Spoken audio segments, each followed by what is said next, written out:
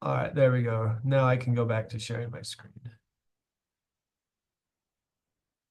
So, anyway, uh, they do increase athletic performance. They do increase strength. They decrease, as a general rule, like how flexible somebody is. So you can be more likely to get like muscle pulls and strains.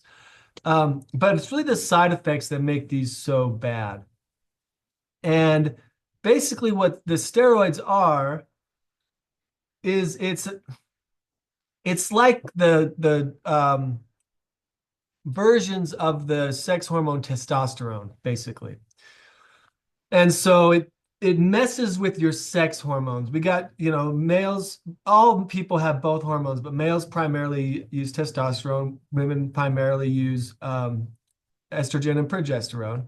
And this is adding testosterone, which is going to throw off the balance between those two sex hormones. And it leads to lots of negative side effects. In males, so let's talk about problems in men are just these ones that are in whatever that is, gold or whatever. Headaches, baldness. Males will actually develop like female breast tissue. They get an enlarged prostate. The testicles shrink. It's called hypogonadism, and they have a reduced sperm count. So those are just effects in males. And then for men and women, you get a lot of these, and you'll notice these are just side effects that most people don't want to deal with. Severe acne, obviously strokes and blood clots, high blood pressure, heart disease, nausea, bloating, impotence. That means you cannot, if you're a male or a female, you just lose your sex drive. Um, Even sometimes the ability to have sex, liver damage, mood swings, urinary and bowel problems. These mood swings can be really severe also. It kind of leads to aggressive behavior. So you hear of roid rage is what they call it, steroid rage or roid rage. Makes your joints ache. And then in females, it reduces breast size, increase enlarged clitoris, increase in facial and body hair, deepened voice, and menstrual problems. So there are just tons of side effects with steroids. Um, so most people, you know, I shouldn't say most people, but steroid use is I don't know how common it is to be honest, but the side effects are just really severe. So it's a good reason not to do it.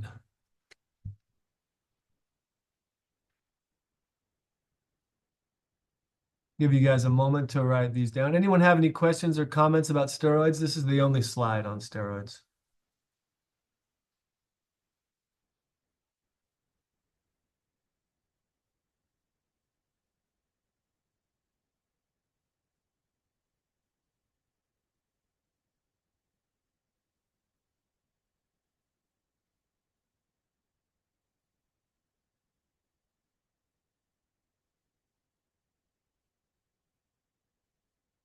Guess nobody has any questions or comments.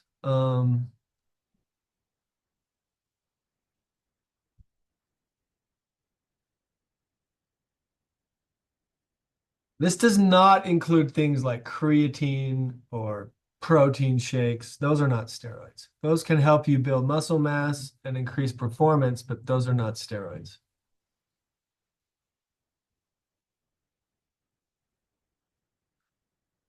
Anyone need more time on this slide?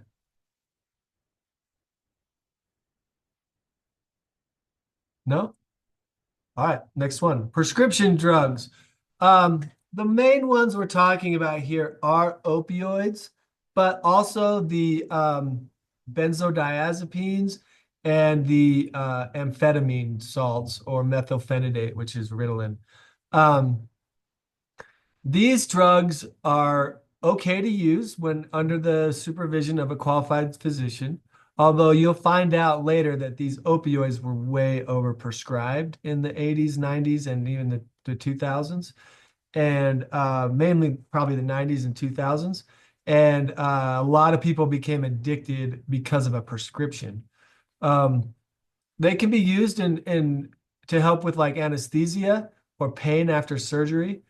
But misuse of these drugs can be very dangerous, especially if you're mixing like opioids and benzodiazepines, or barbiturates.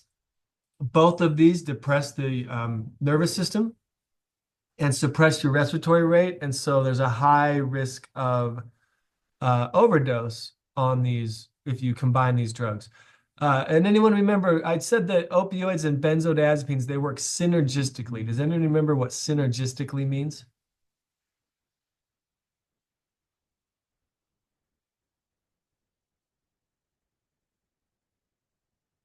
It means that they multiply the effects of one another. So if you take like one oxycodone and one Xanax, it's not like taking two oxycodone. It's like taking three or four oxycodone. It's called a synergistic interaction.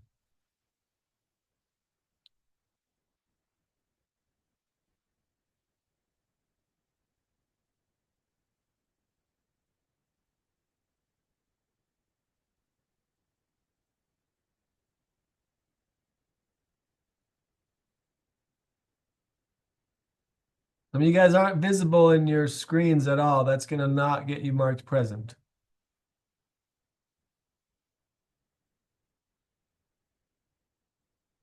Diana, I'm looking at you.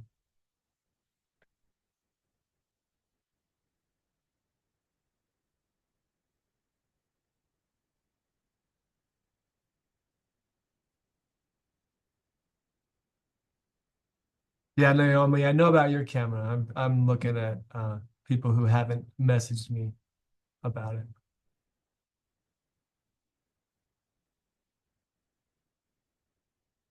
All right, anyone need more time on this slide?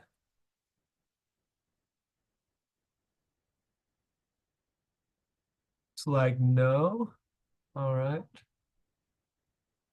All right, and then synthetic drugs, and this is the last class, I believe, in the first table. Um, these are these drugs change from year to year because um, basically they're made in a lab and they can be really, really dangerous or potent, or it can be really hard to know how potent they might be.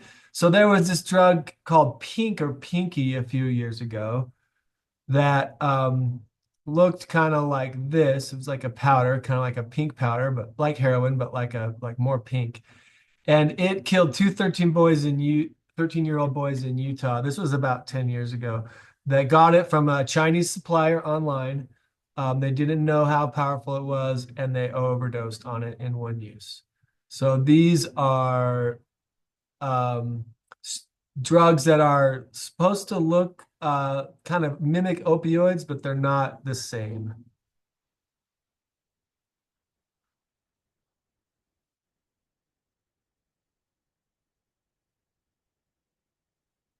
I think bath salts would fall into this category as well.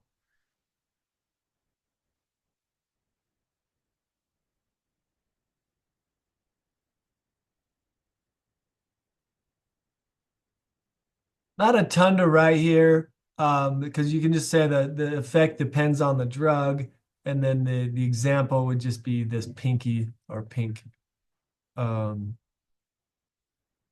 would be the example. I don't even know if there's a place in the table for this, to be honest. Um, all right. Anyone need more time on this slide? Let's move on. These are just this slide right here just categorizes the drugs by class. We have stimulants, downers, hallucinogens, and tranquilizers or antipsychotics. We don't really talk about these too much. We will talk a little bit about some of the tranquilizers that can be abused. I think is ketamine one? I don't remember. Stimulants, depressants, and hallucinogens. We'll do this mouse party thing another day when you guys are in class.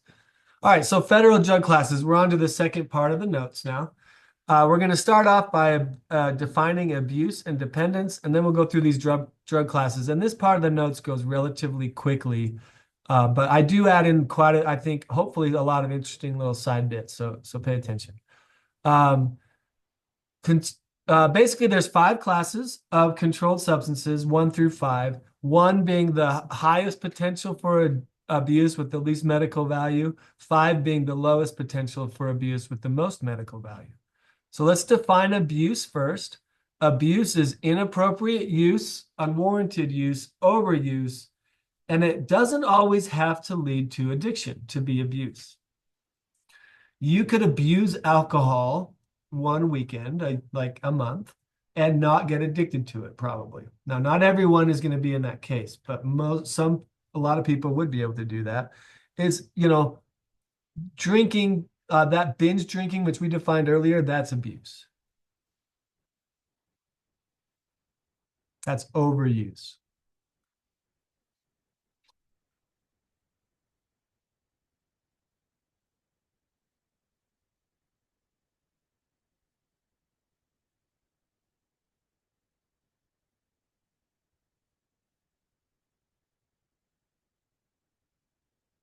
All right. Anyone need more time on this slide? Okay, next slide. Dependence. Dependence can be broken down into two different types. Physical dependence, which is the one that seems more severe, but it's not always. This one is one where your body actually needs the drug to function normally. So this is what I was talking about when I was talking about opioid abusers, and I said the first few times they love it, and then once they become a dependent on it, they're not using it to get high anymore. They're just using it to not get sick. And so that's physical dependence. And then psychological dependence is when you think you need it to function normally, but you don't actually get sick if you don't have it. You just feel off.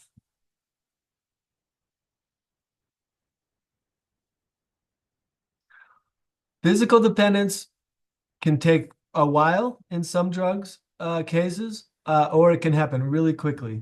It depends on your genetics for like something like alcohol. The opioids, pretty much everyone gets addicted really quick. Um, Psychological dependence can occur slowly or quickly as well. Like methamphetamine you can become psychologically dependent on it with one use, whereas marijuana tends to take more uses to become psychologically dependent. There isn't any amount of uses of like the stimulants or the marijuana that will make you physically dependent.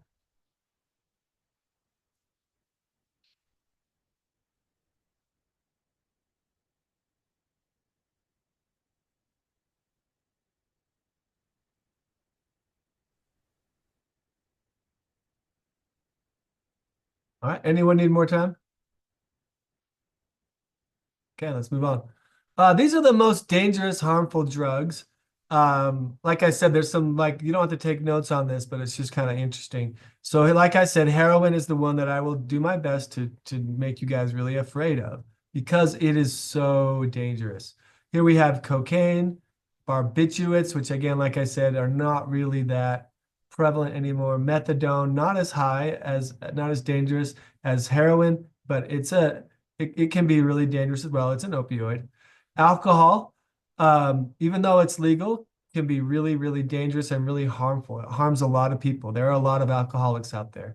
Ketamine, this is a party drug we'll talk about later. There's those benzodiazepines, quite dangerous. Amphetamines, um, they become less dangerous as you get over here where, cannabis is kind of in the middle, LSD, ecstasy, these ones tend to not be as dangerous or harmful, but like GHB can be a date rape drug. So it may not kill you, but you might get raped. And some of these other ones are similar to that.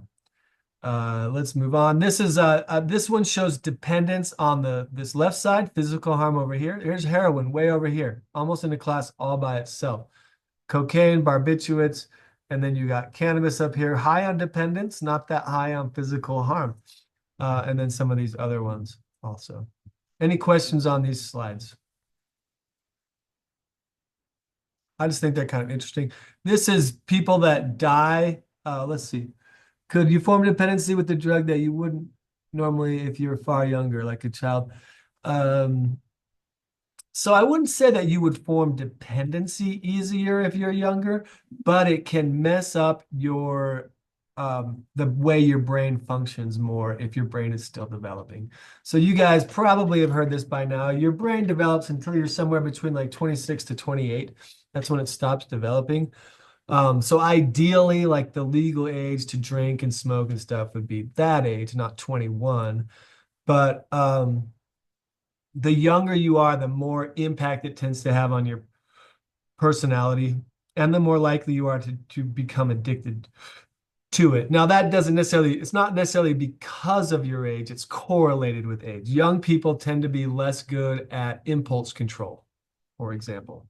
So, of course, they're going to be more likely to abuse drugs and to use them in a way that could lead to death or to physical harm or addiction. Good question. All right, definition of controlled substances. These are just substances that you need a prescription for, basically. I don't think I made you write this down. Did I? I don't think so. Let me pull that up real quick. No, you didn't need to write that down. All right, we're on to Schedule 1. These are Schedule 1 drugs. These have no current medical use in the United States. Now, there's actually a couple of exceptions to this rule in some, depending on the state you're in.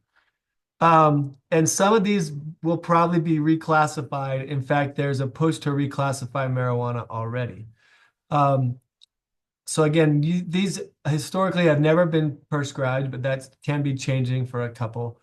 And then these, all, as a rule, they have a high potential for abuse. So we're talking about these are the most dangerous drugs in general. Heroin, definitely there. LSD, that is one that again nowadays does seem to have a therapeutic effect for people with PTSD or like untreatable depression.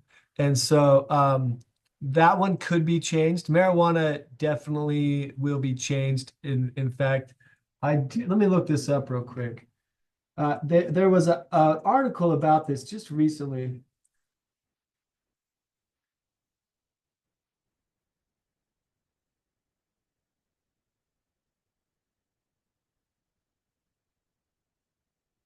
Oh, it looks like on May 21st of this year, um, marijuana was reclassified to Schedule 3 drug. So this would now be a Schedule 3 drug. I got to update my lecture.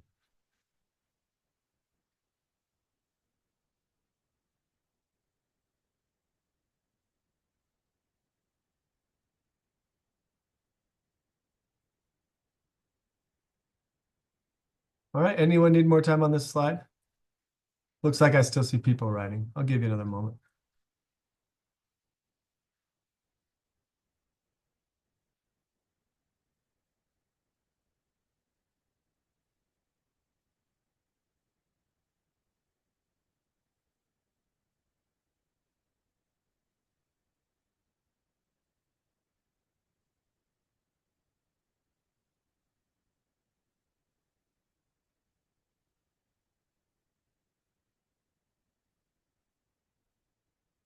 All right. Anyone need more time now? Looks like most people are done now.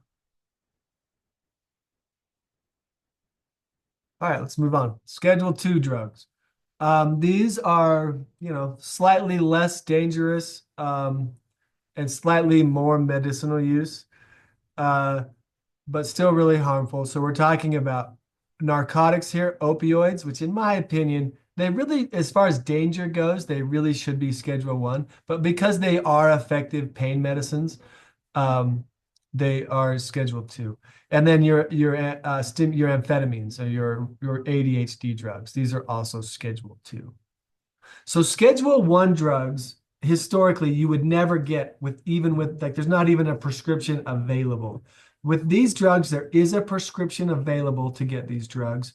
You do have to like you can't have somebody pick it up for you though. You've got to have like your own ID when you pick it up, and they're very much they only give you like 1 month at a time. And then some of these opioids, they won't even give you that long of a prescription.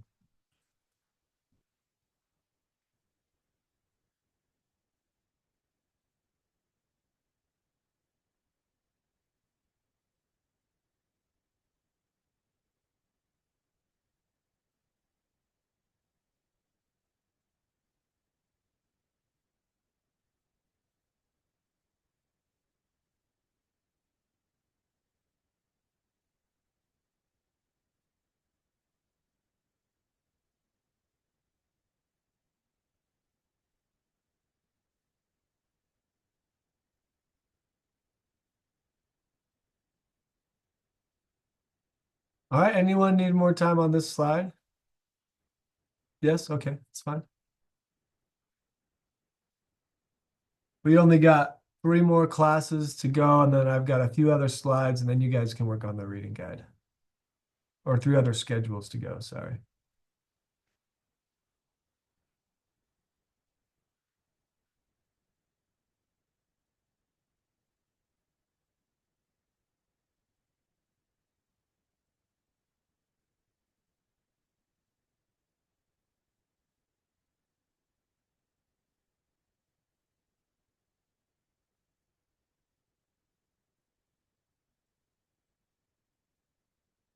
All right, anyone need more time now?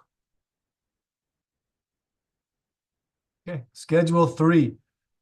These ones are kind of right in the middle. Moderate potential for abuse and moderate medical usage. These are less potent uh, opioids like Vicodin and Tylenol with codeine. Um, they just have a small amount of codeine per dose, so they're not as easy. People still abuse these, but they're safer just because they're at smaller doses. And then some steroids could be here. Uh, honestly, I don't know what phendimetrazine is. Let me look that one up real quick.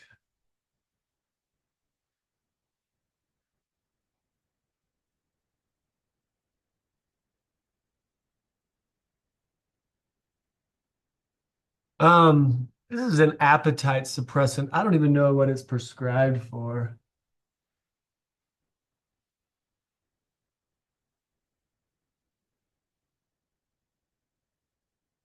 It looks like this drug was appetite suppressant for patients that were unable to lose weight. There's new classes of drugs that do that. We're talking about drugs like Ozempic or Wegovy, that are probably safer and more effective. All right. Anyone need more time on this slide?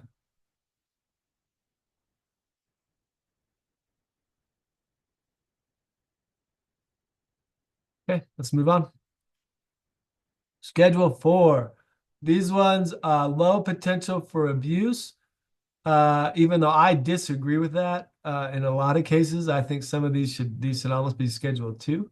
We're talking about those benzodiazepines and then also Soma, which is a muscle relaxant. These four that end in am are benzodiazepines, and then carisoprodol is Soma, that's a muscle relaxant.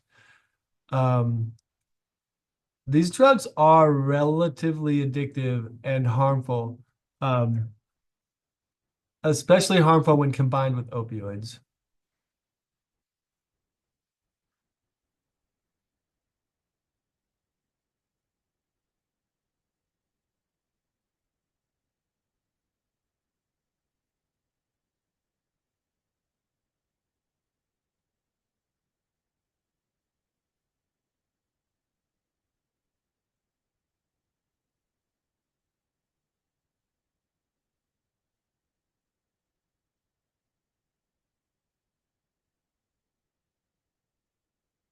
One thing I should have probably said about Corinne's question that I missed while you guys are writing this down is that babies can be born addicted to drugs.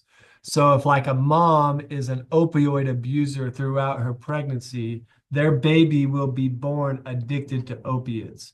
And so they have to actually taper the baby off of those drugs before they can release him from the hospital.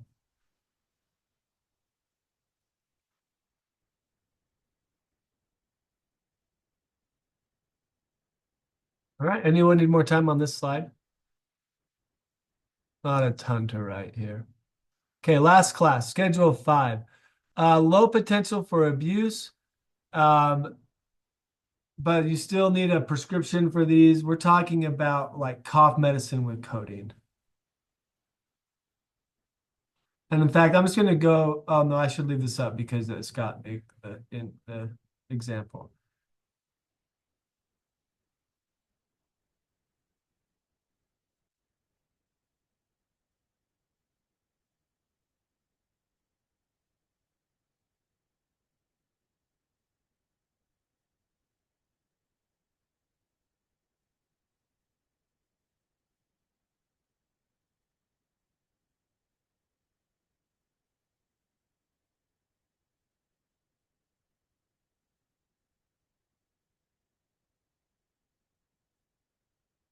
Let me just finish the, sorry, my lights are turning off.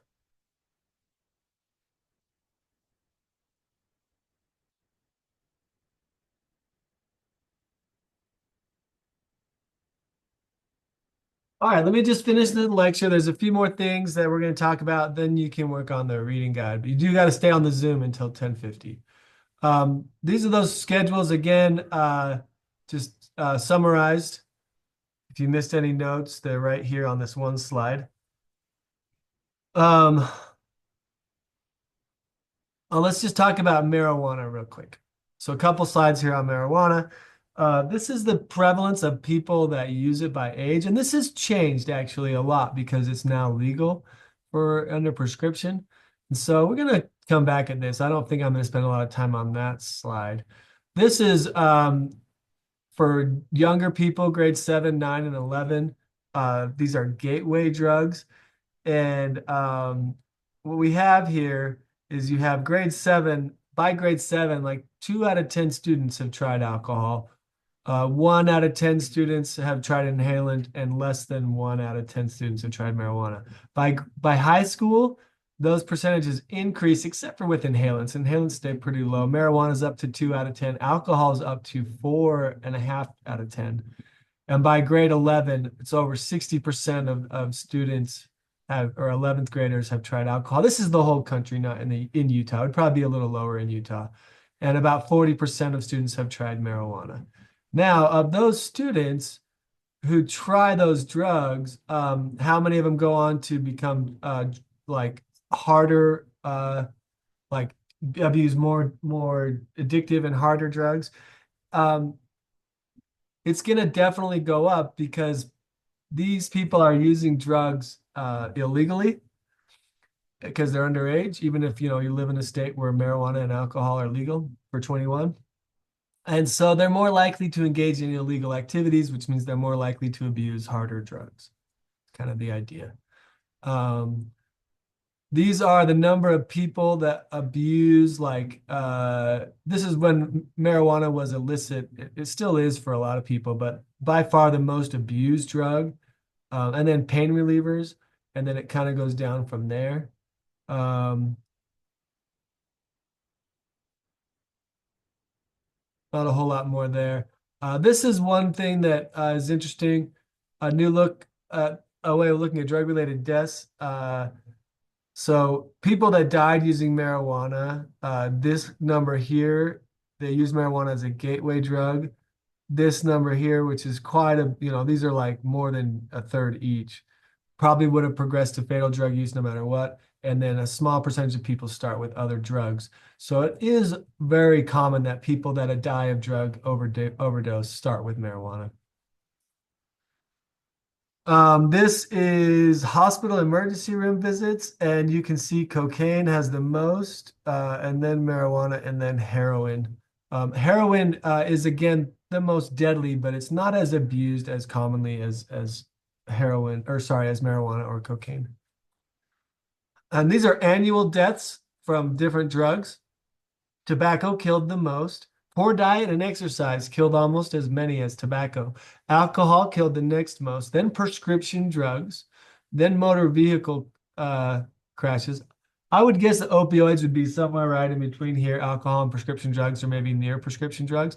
But like marijuana generally doesn't kill people unless they die of lung cancer. They can die of that later. Or they die of like a car crash that they're in when they're on it, something like that.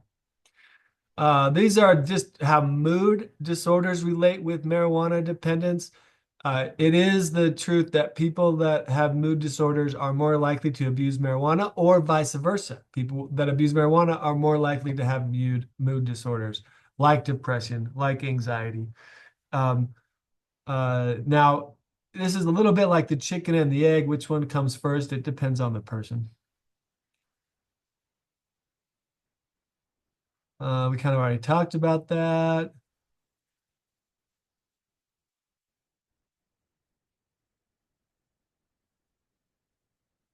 This is talking about meth. Let's go ahead and stop here. We'll come back and go over some of these slides another day. It really gets into this whether or not we should if it's a good idea to have marijuana legal. Um, and there's an article I want you to read on that. We'll do that another day. So that's it for the lecture. Does anyone have any questions or comments?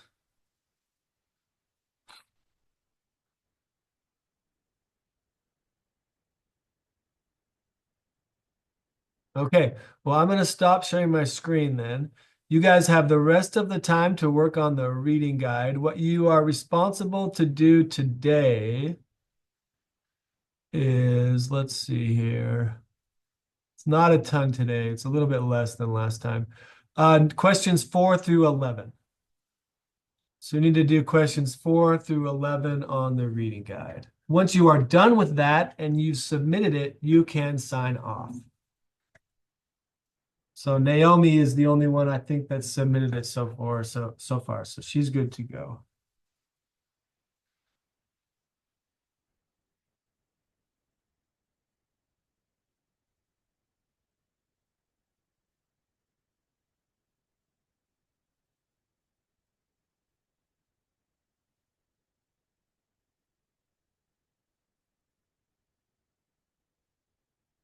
Looks like Diana submitted hers as well. So Diana, you can sign off. I think she's still there. You don't need to be on anymore either.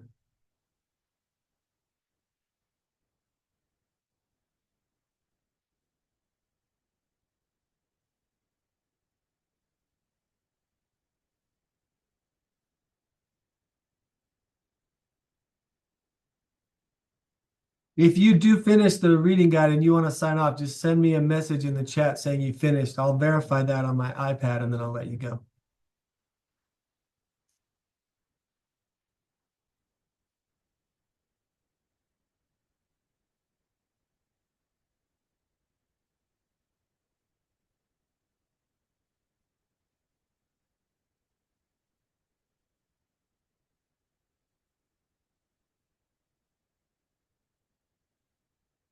Yeah, Diane, I got you. You're good to go.